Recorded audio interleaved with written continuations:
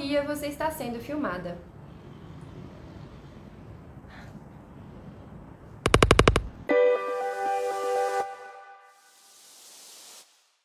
Sejam bem-vindos à nossa conversa sobre fórmulas da felicidade. Comecei o vídeo com uma brincadeira nada inocente. Sorria, você está sendo filmado. E por que sorrir? Será que temos que ser eternamente gratos por ter nossa existência registrada por uma câmera? Ou será de péssimo tom ser flagrado com um semblante abatido, com ar de tristeza? Essas questões se encontram no livro Ser Feliz Hoje, Reflexões sobre o Imperativo da Felicidade. E também é sobre o que conversaremos hoje. Na nossa era, a felicidade se tornou compulsória, impositiva, a ponto de não tolerarmos bem indivíduos tristes ou desanimados. É preciso irradiar alegria, confiança, entusiasmo, ser sempre sua versão mais feliz. Com o mesmo tom do imperativo categórico de Kant, a felicidade passa a ocupar a posição que antes era ocupada pela lei moral, no discurso ético desse mesmo filósofo. O sujeito deve ser feliz, acima de tudo. E para a gente começar a desnaturalizar esse ideário contemporâneo, para a gente perceber que se tratam de construções, é só lembrar que nem sempre foi assim. No início do século XX, o sentimento de estar à vontade, tranquilo, era visto como sinal de excentricidade, ou até de doença. A postura descontraída poderia ser vista como deboche. Os anúncios de remédios não traziam pessoas alegres ou famílias de comercial de margarina. Pelo contrário, traziam feições de dor, traziam feridas assustadoras. E semblantes tristes ou sérios eram considerados mais atraentes. Com a queda da União Soviética e a ascensão da ordem liberal, esse cenário começa a ser modificado. O Estado perde a sua posição de mediador social. E aí o espaço social começa a se fragmentar.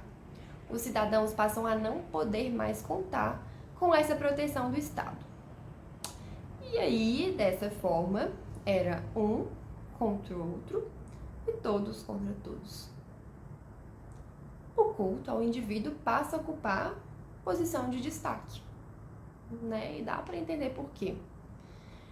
E é aí que a ideia de autonomia passa a ser atrelada ao de felicidade. Ser feliz só depende de você. Nada mais conveniente ao neoliberalismo, né? E tem uma coisa que é bem interessante. Somos seres autônomos e devemos buscar por nós mesmos alcançar a felicidade. E ao mesmo tempo, nunca fomos tão dependentes. Dependentes de aplicativos, de livros de autoajuda, pílulas, de mídias, de redes. A Laín Ehrenberg, que eu falei lá no vídeo do culto da performance, chamou isso de autonomia assistida. Uma mistura excêntrica de liberdade e dependência.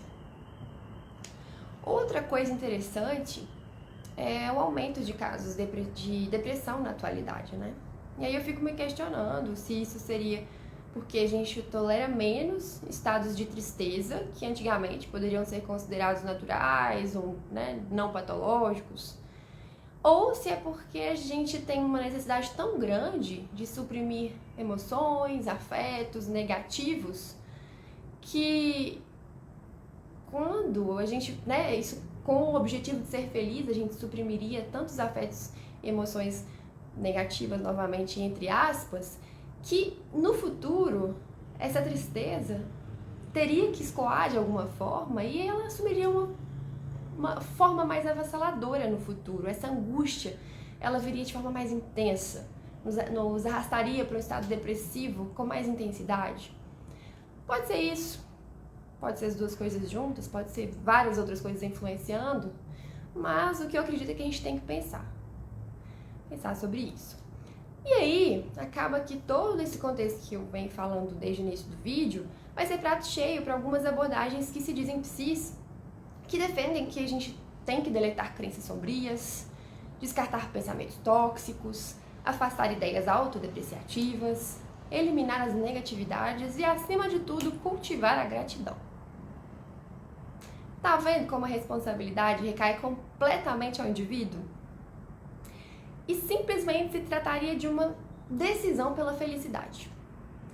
E aí, trazendo esse debate para implicações clínicas, eu penso o seguinte: dependendo de quanto nós, profissionais, estamos imersos nesse imperativo da felicidade, a gente pode acabar de alguma forma nos guiando para uma restituição da felicidade em nossa clínica. E é sempre interessante fazer isso? Então, eu acho problemático essa tentativa cega de supressão do sintoma com o objetivo de alcançar um completo bem-estar ou a felicidade plena. Se a gente parte do ponto de vista da psicanálise, o sintoma expressaria algo que seria singular, uma espécie de satisfação paradoxal, né, que diz muito sobre como aquele sujeito se expressa no mundo. E aí, quando esse sujeito fala desse sintoma, é que ele poderia encontrar uma saída, um novo sentido, um apaziguamento, né? E esse sentido nem sempre será um caminho para a felicidade, né?